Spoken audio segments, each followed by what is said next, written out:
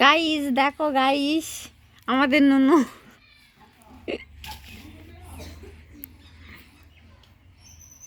কথা বলো, গাইসের সাথে কথা বলো।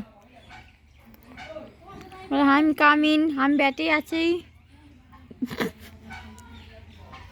বলো তোমাদের কি কোশ্চিন আছে, আমি বলছি।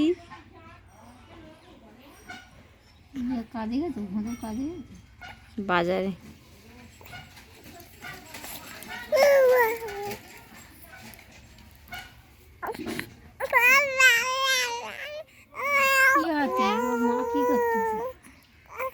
ঘরে থাকবে না, ঠান্ডা লাগছে ঘরে।